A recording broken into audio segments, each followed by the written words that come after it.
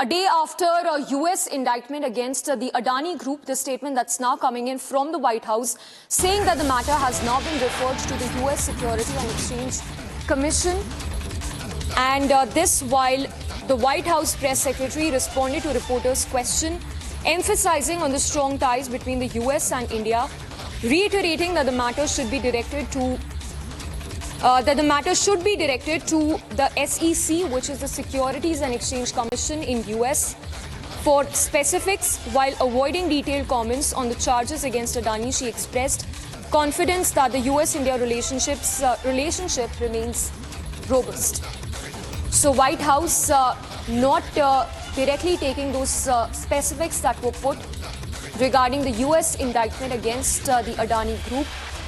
The White House press secretary who says that the matter, the question, beg your pardon, should be asked from the US Security and Exchange Commission. Listen into that statement.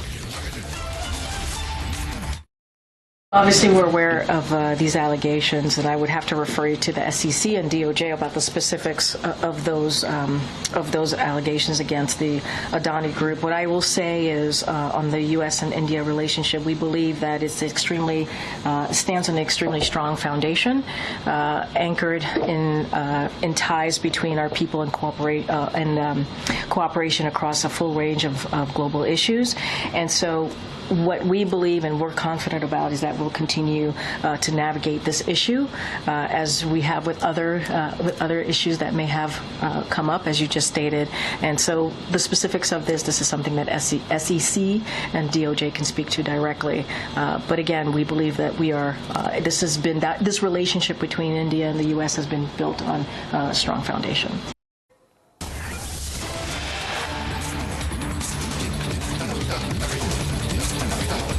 And crackdown on terror continues across J&K. These are anti-terror operations which are being carried out in several locations across Kashmir. So a crackdown against terror associates in the valley. Multiple anti-terror operations which are said to be underway since early morning. So details coming in that at least 9 anti-terror operations are underway across Kashmir. It's a crackdown on terror associates.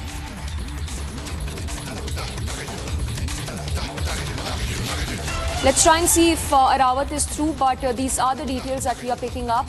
Sketchy details for now about the specifics of this anti-terror operation.